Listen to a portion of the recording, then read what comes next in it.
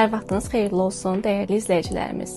Bugünkü qonaqlarımız Psixologiya Elmi Tədqiqat İnstitutunun sədri, fəlsəfə üzrə fəlsəfə doktoru, psixoloq Elnur İstəmov və Psixologiya Elmi Tədqiqat İnstitutunun Klinik Psixologiya şöbəsinin müdir müavini, uzman klinik tibbi psixoloq Naraş Rüstəmovadır. Dəvətimi qəbul edib gəldiyiniz üçün təşəkkür edirəm. Bura bizim evimizdir. Xeyirli uğurlu olsun yeni layihəmiz. İnşallah insanların həyatına toxuna bilək və faydamız olsun. İnşallah neçə belə verilişlərinizin sayı çox olsun. Biz də baxaq fərəhlənə və ilk qonaq olaraq da tarixə biz düşdük bu layihədə deyə düşünürəm. Çox sağ olun. Təşəkkür edirəm Zeynəb xanım. Psixoloqla söhbət verilişiniz xeyirli uğurlu olsun. Bugün biz verilişinizdə qonağıq. Açığı mən belə verilişlərdə iştirak edəndə bu qədər həyəcanlı olmurdum. Bugün belə biraz da həyəcan var, biraz da məsuliyyət var və düşünürəm ki, bizim bu verilişimiz həm psixoloq, həm qeyri-psixoloq insanlarımız üçün maraqlı olacaq. Çünki sizin verəcəyiniz sualı nə mən, nə Narınc xanım bilmirik. Bunu tam biz səmimi şəkildə deyirik. Çünki belə olanda düşünürəm ki, daha spontan cavablar ürəkdən gəlib ürəklərə yol tapacaq. Təşəkkür edirəm bir daha. Bugünkü mövzumuz psixoloqla evli olmağın görülməyən tərəfləridir. Düşünürəm ki, nümunəvi ailədən dəyərli fikirlər hər birimiz üçün maraqlı olacaqdır. Mən fərqli bir neçə suallar hazırlamışam və ilk sualımı hər ikinizə vermək istəyərəm. Evin həqiqi psixoloqu kimdir? Kim cavablasın? Buyurun. Mən düşünürəm ki, evin həqiqi psixoloqu sözü, yəni yanaşmasında təbii ki, burada qadının rolu böyükdür. Çünki yəni bu ixtisasca psixoloq olmaya da bilər, amma empatiya duyğusu, insanlara yanaşma, ailəni birləşdirmə, bunlar təbii ki, bir ananın təbiətən Allahın bizə verdiyi bir vergidir. Ana övladının bir ağlamağından belə hiss edə bilir ki, onun canı ağrıyır, qarnı acdır, 6 yaşdır. Yəni bunu kişilər hiss edə bilmir. Bu özü də insanlara hiss etmə bacarığı bir növ psixologiyaya çox yaxındır və məncə evin həqiqi psixoloqu ilk növbədə analar olmalıdır, xanımlar olmalıdır. Yəni dediyim kimi bu dırnaqarası psixoloq dediyimiz, yəni sırf ixtisası olmasa belə hiss etmə bacarığı, insanların qayğısına qalma. Psixoloqun məqsədi nədir? Duyğulara toxunur. İnsanın bəzən özünə də etiraf eləyə bilmədiyi fikirləri aça bilir. Müəyyən psixoloji məsləhət yönümlü istiqamətlər verə bilir. Məncə anada da bu var. Deyəcəksiniz ki, yəqin ki, mən birinci bunu Elnur müəllimə bağlamalıydım, amma biraz burada dırnaqarası desəm, narsist bir yanaşmayla yanaşıram ki, məncə xanımdır, evin psixoloqu. Bütün evlərin yaxşı da psixoloq olan xanımın ailəsi də güclü olur. Və düzdür, evin psixoloqu deyəndə heç vaxt belə bir sualla rastlaşmamışdım. Çünki evdə psixoloqu yoxdur, evdə valideyn var, evdə ata var, ana var, uşaq var. İndi evdə psixoloq rolunu əgər nəzərdə tutursunuzsa, orada anlayış, empati qurmaq, əlbəttə ki, orada anaların rolu çox böyükdür. Bu yaxınlarda bizim çox yaxın bir dostumuz çox yaxşı bir söz dedi. Deyir, ailədə analar sevgi verir, atalar yol göstərir. Doğrudan bu bənzətmə çox xoşuma gəldi. Yəni ailədə o sevgi, o doğmalıq, o istiliyin formalaşmasında düşünürəm ki, ana faktoru çox böyük rol oynayır və əgər seçim olarsa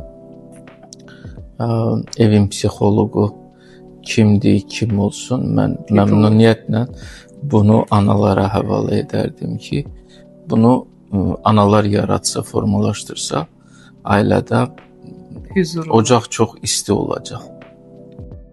Təşəkkür edirəm, çox sağ olun səmimi cavablarınız üçün. Belə bir sualla davam etmək istəyirəm. Bu insan məni həqiqətən anlayır dediyiniz an yadınızdadır. Buyurun. Nə oldu Elnur mənim yaman? Hər zaman elə hiss elətdirir mənə.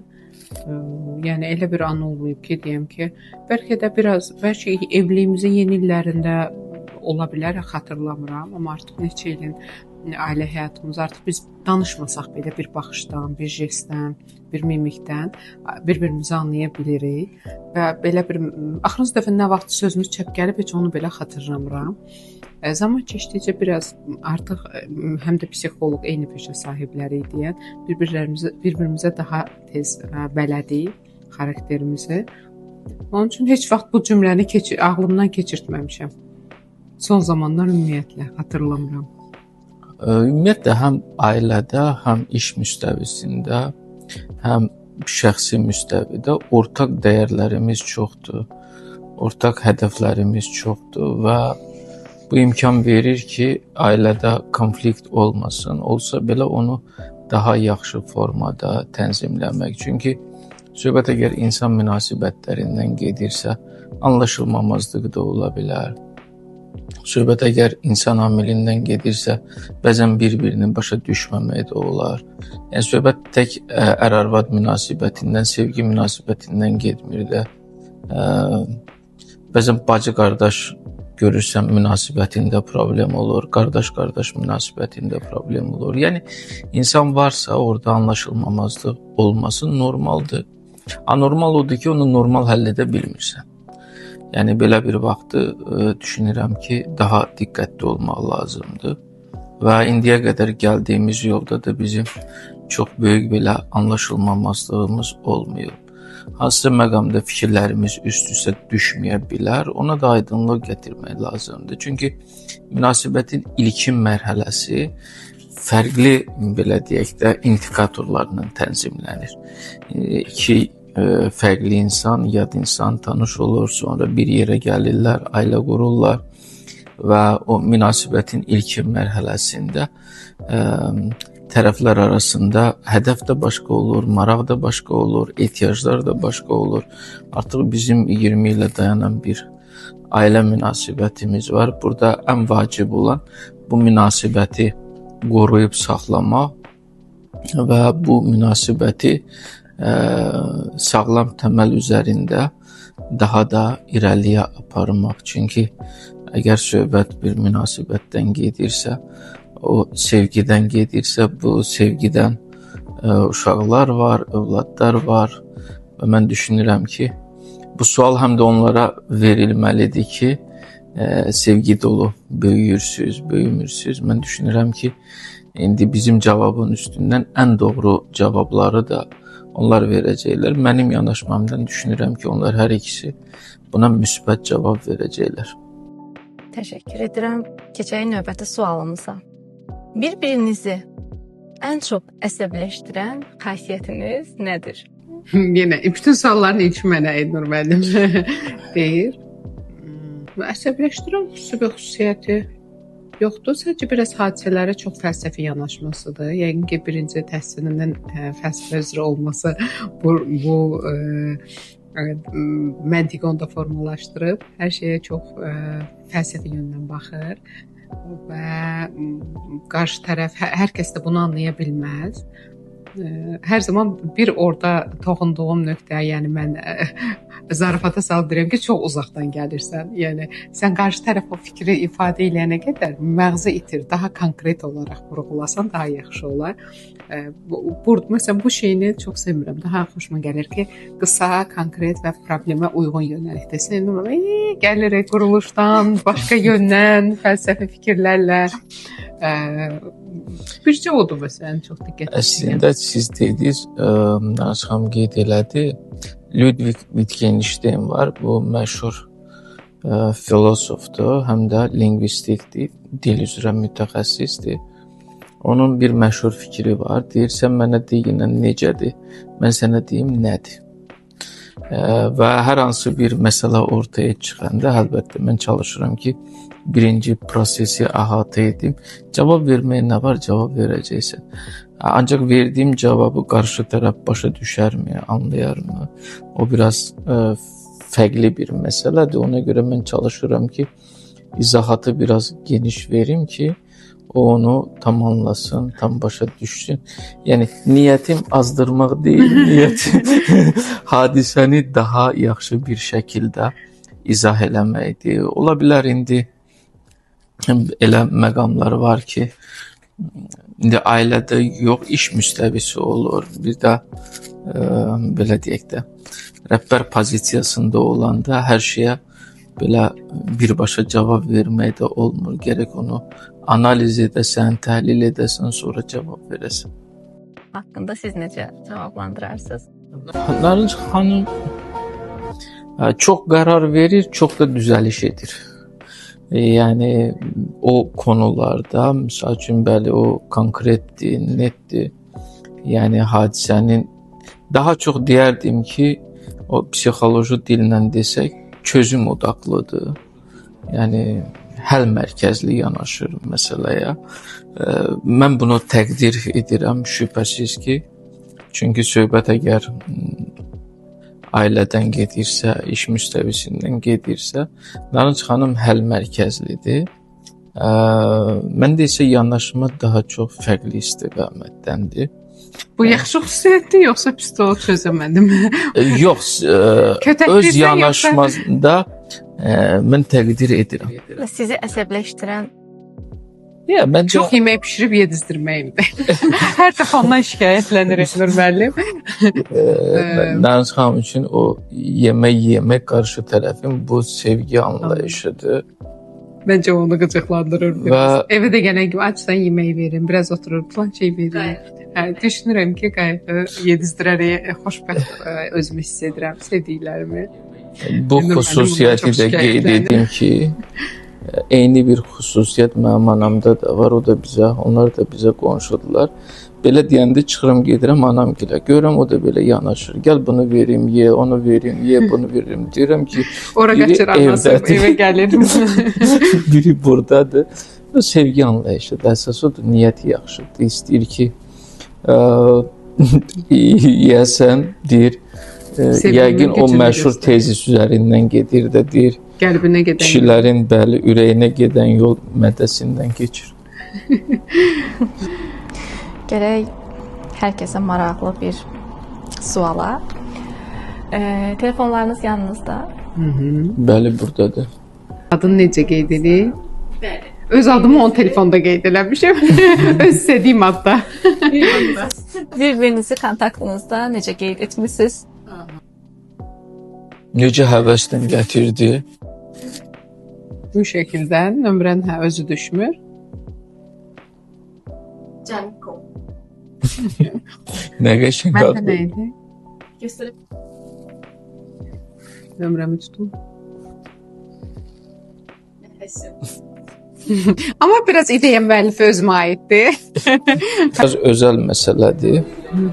Yorğun olanda bir-birinizə ən çox nə yaxşı gəlir? Amma burada ilk cavabı Elnur müəllim sizdən ala. Axır ki, bir dənə sual idi mənim birinci. Yorğun olanda çox vaxtı otururuq, söhbət edirik.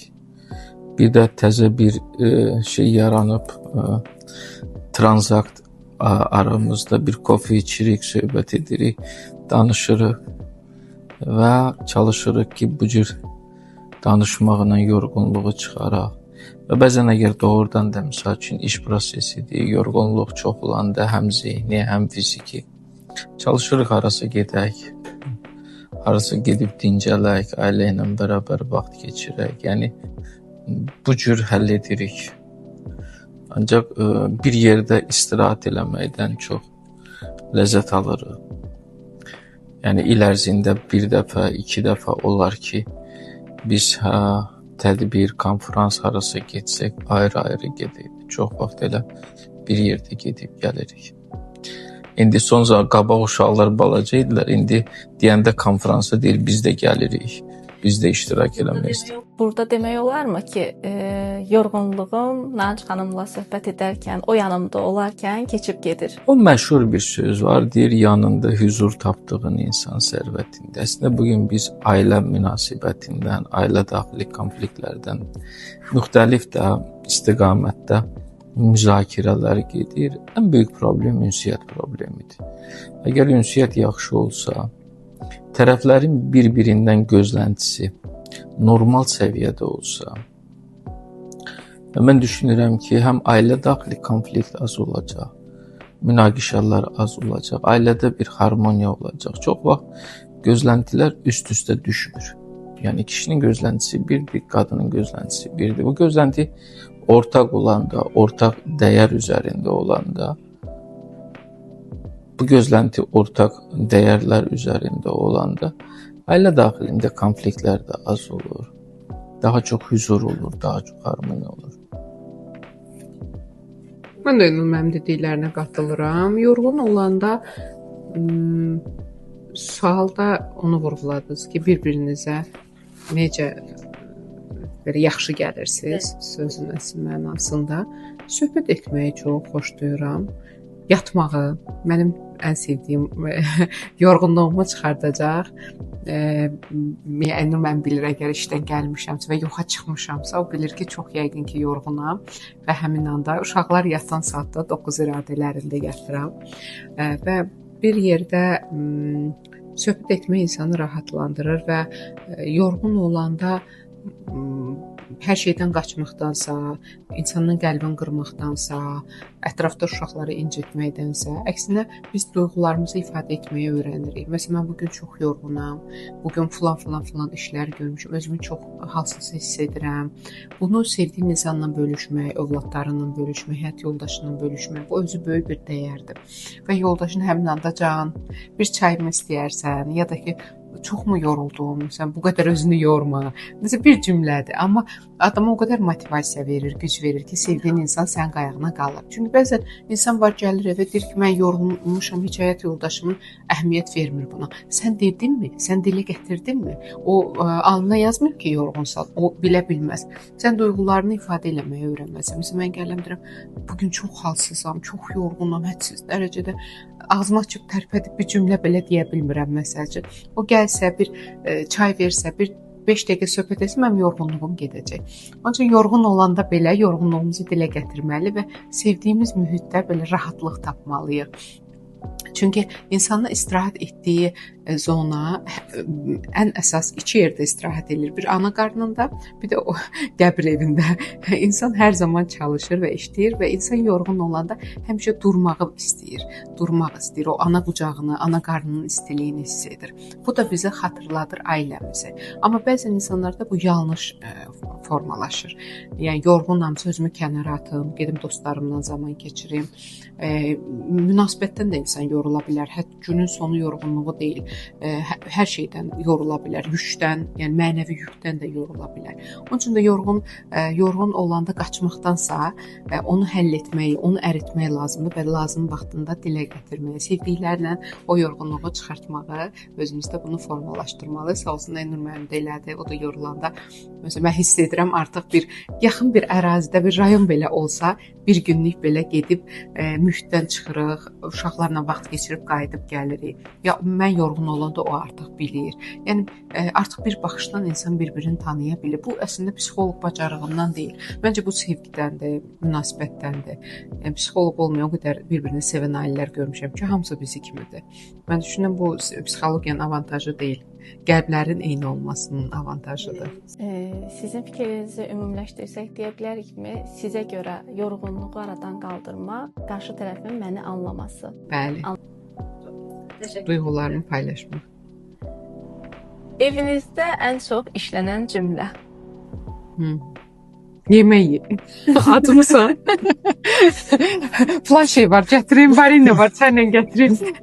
Plan şey eləmişəm, gətirim. Bizim evdə var məşhur cümlə yəqin eləməməlidir. Qatılıram, hə, o söz. çay içirsən. Uşaqları yemək gəlirəm qapıdan, yeyirsən. acmısınız gətirin, falan şey istəyirsiniz. Peçenye var diyetik, onunla çay verib içirsən. Barina var, falan şey var, belə ancaq.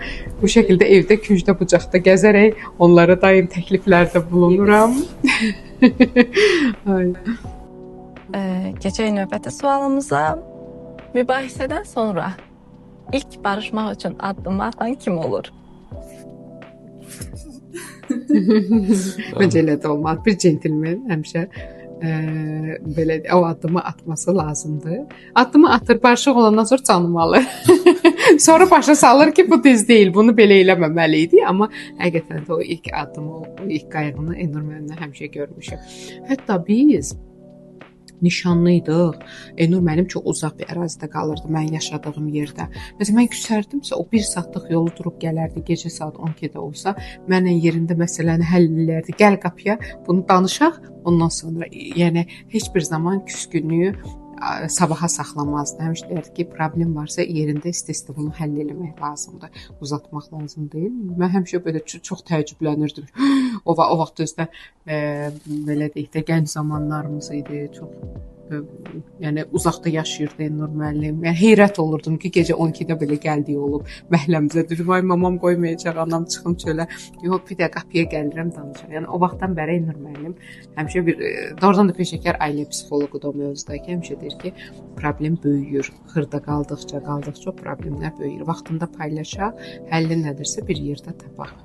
Bəs olurmu ki, bu öyrənilmiş davranışa keçsin, siz davamlı gözlənti fonunu Elnur müəllimdən gözləyəsiniz və ya elə zaman olur ki, bu günə qədər hər zaman addımı qarşı tərəf atıb, bu gün mən atmalıyam dediyiniz zaman olurmu? Yoxsa hər dəfə %70-in 30-a, %70-in 30-a mən də atıram təbii ki, amma Elnur müəllimdə o diqqət sevgi, o da mənə bir xırda bir şirin söz deyəndə mən də artıq barışığa keçirdi, heç vaxt kin saxlamaram. Amma da dediyim kimi çox nadirən sözümü çəkir. Axırıncı dəfə nə vaxt naz eləmişəm, xatırlamıram.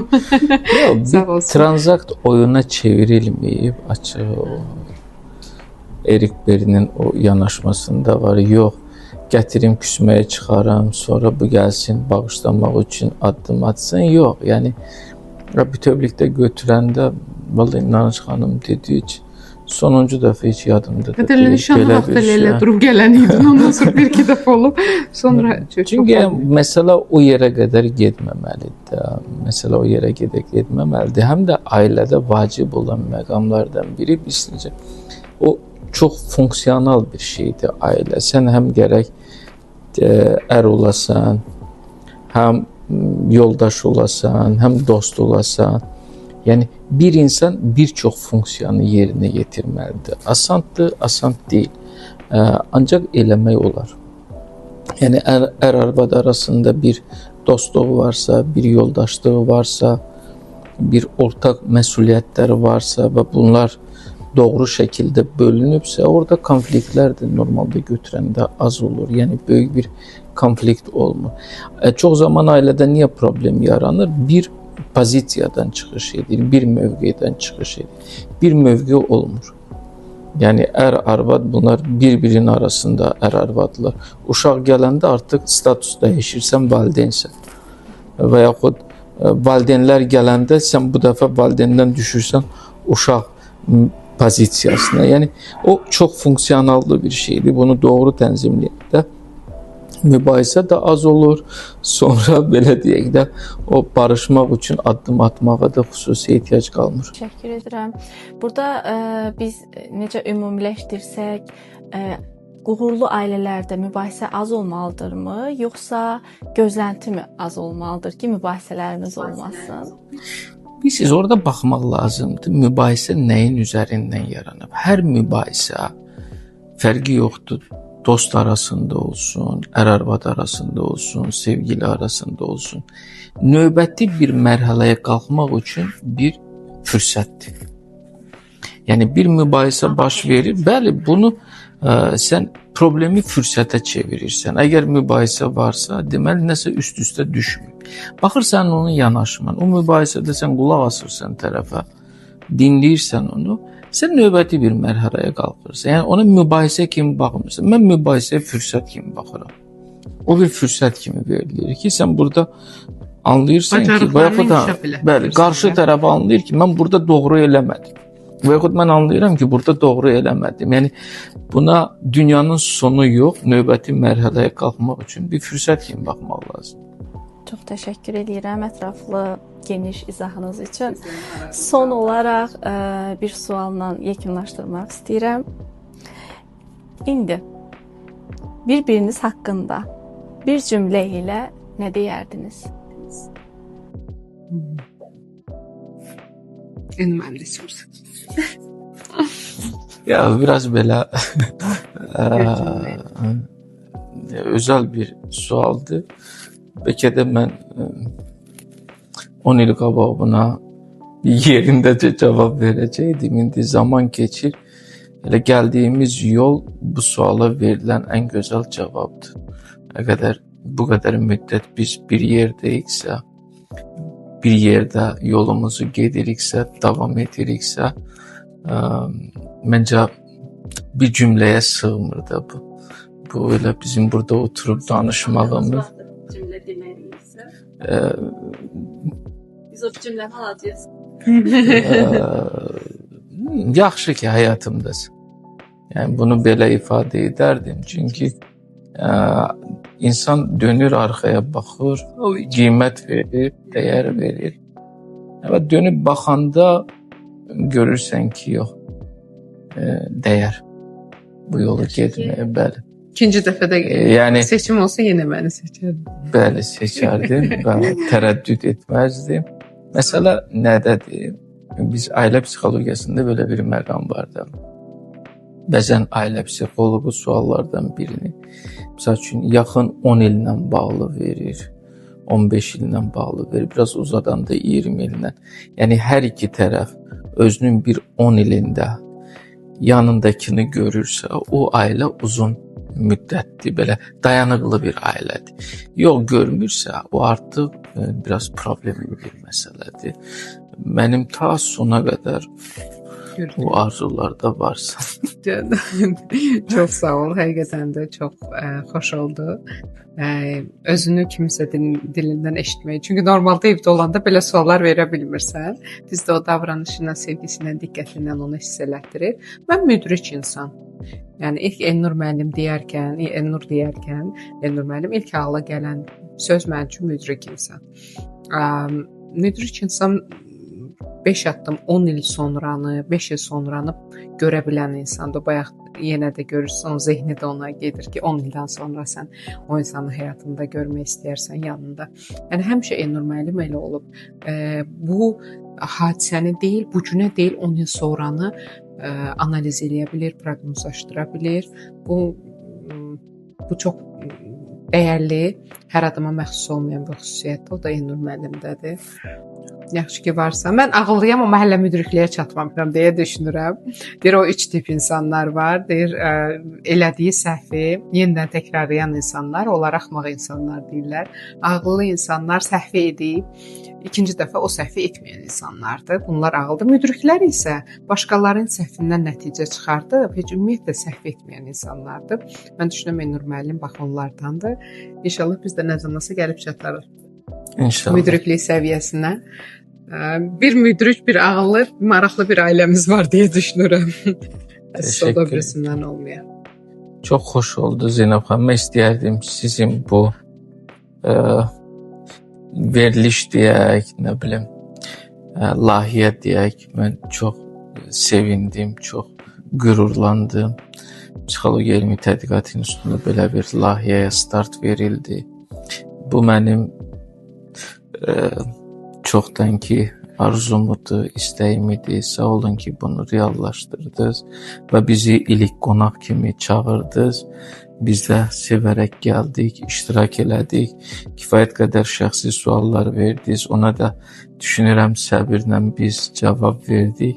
Çünki niyyətiniz yaxşıdır. Mövlana'nın sözü var, deyir, bizi bilən bilir, bilməyən də özü kimi bilir.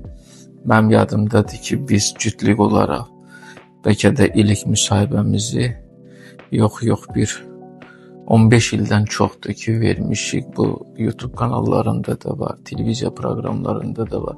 Ancaq çoxdandır ki biz ikimiz oturub belə suallara cavab verməmişdik və onu da nəzərə alın ki, biz indi belə deyək, bu formatda psixoloqla söhbət verilişi formatında biz oturub bunu rahat danışırıq, fikirlərimizi bölüşürük. Sizin belə layihəyə də uğurlar arzu edirəm, inanıram ki, cəmiyyətimizi psixologiya sahəsində, psixologiya ilə əlaqəli digər sahələrdə maarifləndirərsiniz. Sizin layihəyə uzun ömür arzu edirəm, uğurlar arzu edirəm. Çox belə, mən çox sevindim açıqcası. Belə bir layihə işə düşdü. Bir-iki dəfə olmuşdu cəhdlərimiz, alınmamışdı. Qismət bugünəymiş. Sizə bir daha təşəkkür edirəm. Dəyərli zamanınızı bizim üçün ayırıb, bugün dəvətimi geri çevirməyib, çox gözəl fikirlərinizlə, örnək ailə olaraq istər gənc ailələrimizə, istər uzun ömürlü ailələrin daha da uzun ömürlü olması üçün verdiyiniz tövsiyələrə, məsləhətlərə, öz ailə sirlərinizi bizlə bölüşdüyünüz üçün təşəkkür edirəm. Bizdə bir sır qoymadınız. Ya suallar da qəşəng idi, Həqiqətən. yaxşı idi Zeynəb xanım, suallarınız da yaxşı. Sağ olun. Buradan izləyicilərimizə dönmək istəyirəm ki, sizlərə Elnur müəllim, Nanıc xanımla bağlı maraqlı qalan suallarınız varsa, yorumlara yazaraq, onların da növbəti dəfə yenidən qonaq qismində çağıraraq sizin suallarınızı da burada qeyd edə bilərəm. Həmçinin bundan sonraki bizim görüşlərimizdə kimləri burada görmək istəyirsiniz? Hansı mövzular sizlər üçün maraqlıdır? Yorumlarda hər birini qeyd etsəniz, bizim də hər biri diqqətimizdə olacaqdır. Bir daha sizlərə təşəkkür edirəm. Sağ olun. Təşəkkür edirəm, uğurlar arzu edirəm.